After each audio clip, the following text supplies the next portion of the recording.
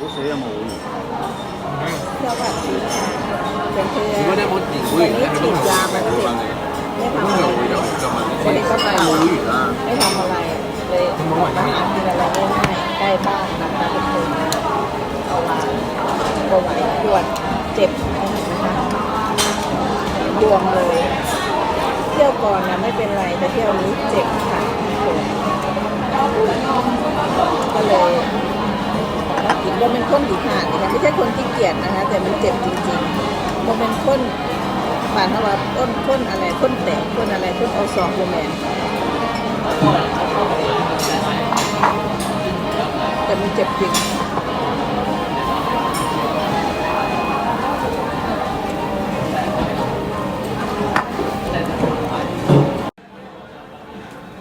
咁樣揸啊！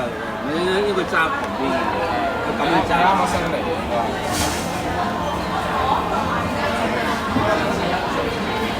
揸。冇根喎。好好好冇根嘅有。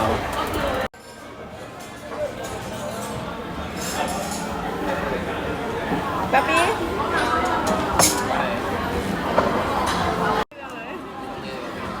ฉันยิงเคยแล้วเป๊ยิงคือกันไม่อยากถ่ายเขาไม่ถ่ายเรา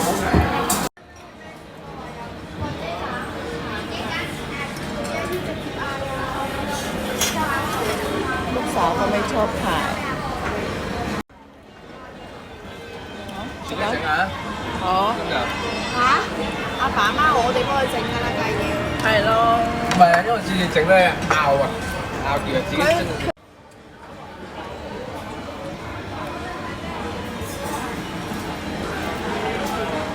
呢不過女唔認啊，真係好慘。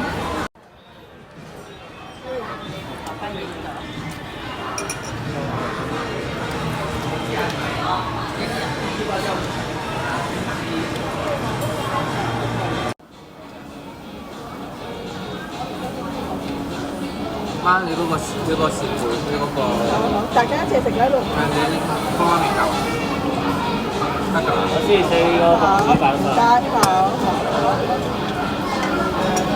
thank you 冇位放。好ได้拜拜你嗰個。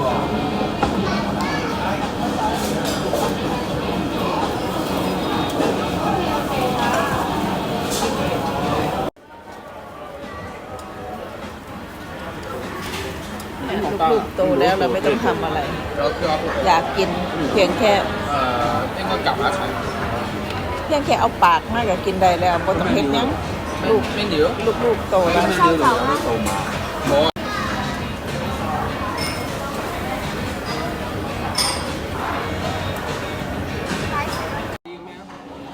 有兩個汁。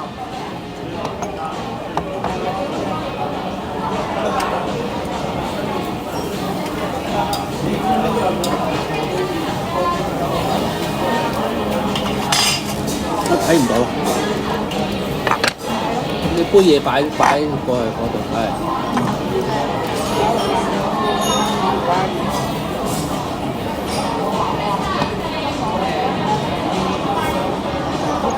แล้วมียืน係啦好鹹喎嚇同你食講先用係驚你哋要鹹嘅呢個鹹。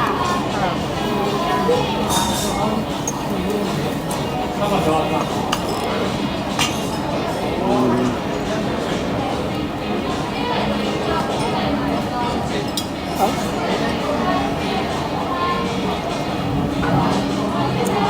落嚟啊寶貝女放喺度嚇媽咪扇貝嗰個入邊個，你擺食飯。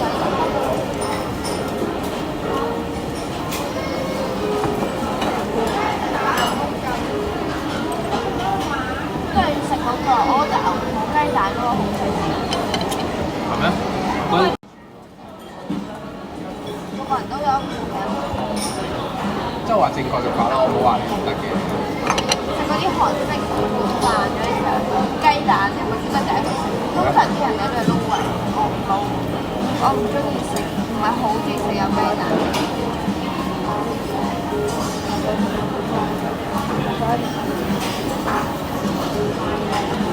cái này có như thế nàyบอกว่ามันให้ขีบออกมาก็ให้แม่ก็พอจะฟ้องบ่กิน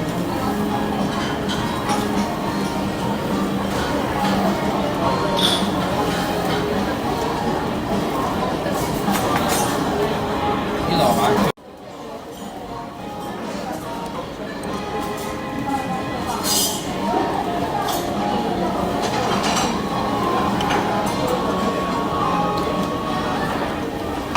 คนเยอะมากรอต้องเกือบ2 ชั่วโมงขนาดเอาคิ้วมาตั้งแต่บางคนได้ค่ะ แล้วตั้งไงผม ไข่ลวกอะไรแตกแล้ว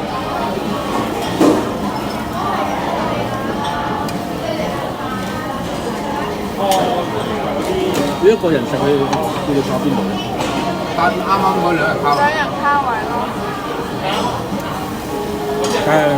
咁咪咪 ใช่จ้ะ 會唔會搭台咧？唔會搭台，除非有長台嗰啲，好長嘅，即係嗰啲即係後。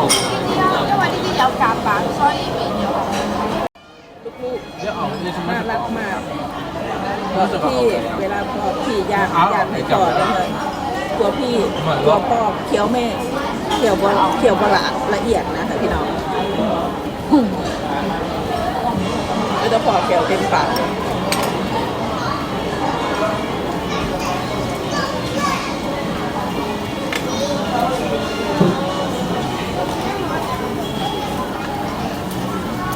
嗰隻嗰鹽水。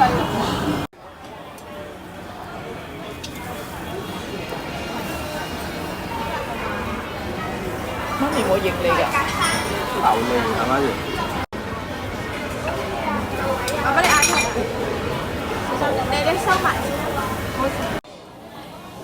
แกงพี่น้องเจ็บ 夾飯，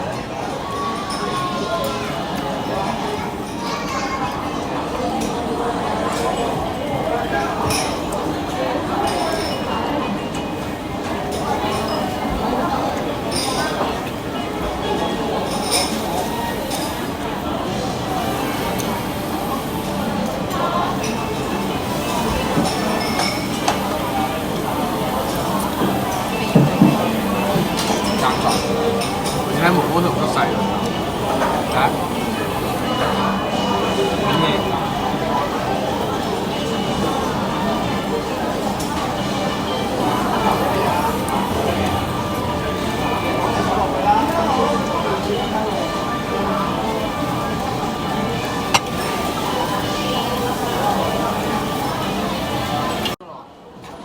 呢個有咩分別？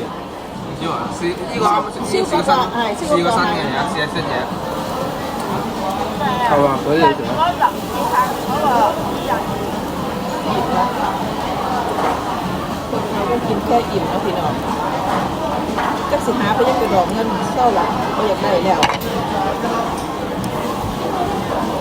พออยู่ก็ 我發覺咧，阿媽咧錄聽嗰陣時， แม่บอกว่าอยากให้แม่เอาแต่ชิ้นใหญ่ๆให้แม่แบบ 好型喎。剪都剪得得意。跟住咧，太熱嘅時候拎嚟掛住咯。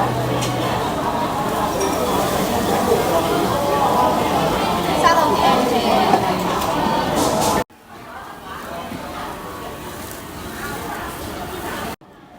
我記得你以前咧，唔係阿爸以前咧喺日本買咗盒 กิน 嗰啲 อิ่ม 咩泡嗰啲昆布湯嚟喎， บอก 跟住咧話茶，咁佢封面真係寫住茶， ทำสุดท้าย 跟住整嚟俾我飲。哇！喂，好飲一鹹嘅凍到好飲，我好乸中意喎。 ยังเหลือเต็มเลยแม่ไม่เอาแล้วแม่อิ่มเด็กๆย่างต่อเราอิ่มแล้วพ่อก็อิ่มแล้ว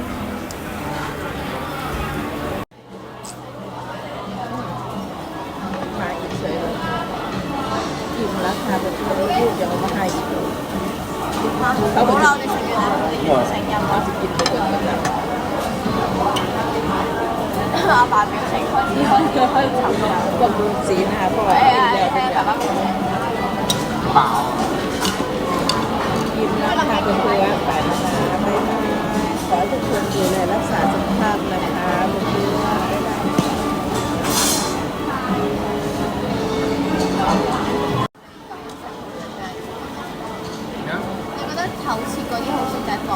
切啦，你覺得好切啊？